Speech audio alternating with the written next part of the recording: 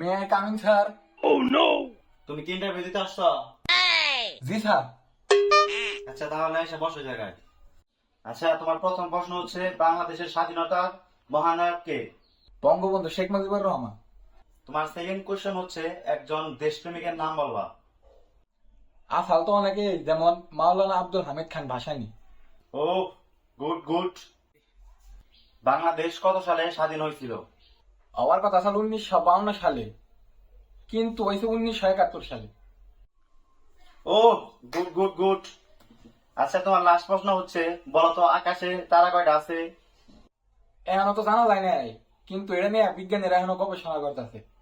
ও, excellent. তুমি অনেক ভালো ইন্টারভিউ দিছো।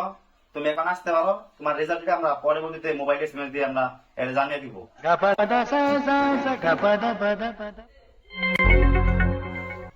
ভাই কি ইন্টারভিউ দিলেন? ভাই ইন্টারভিউ দিলাম। ভাই কি কি প্রশ্ন আছে একটু কোন সামারে এর যে সুবিধা হয়? প্রশ্ন তো ভাই মনে নাই, কিন্তু আমার উত্তর মনে আছে। কোন দিলে ভাই?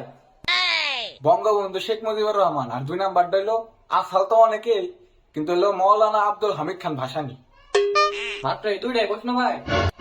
না, আরো 3টা প্রশ্ন আছে। 1952 সালে হওয়ার কথা ছিল, কিন্তু 1971 সালে হয়েছে। আরেকটা হইলো বিজ্ঞানীরা এখনো জানতে পারে নাই, কিন্তু এখনো গবেষণা করতেছে। ভাই মেলা উপকার হইলো ভাই, চাকরি হওয়ার সম্ভাবনা বাড়লো ভাই। যাই দিলে ভাই। May I coming sir? তুমি কি ইন্টারভিউর জন্য আসছো? আচ্ছা, বসো। আচ্ছা, তোমার নাম কি? বঙ্গবন্ধু শেখ মুজিবুর রহমান।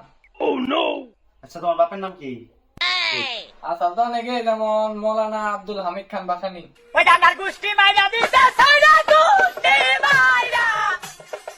তাইলে তোমার জন্ম কত সালে? হওয়ার কথা ছিল 1952 সালে, কিন্তু হয়েছিল 1971 সালে। ওই বেটা, তুই কি পাগল হইছস নাকি?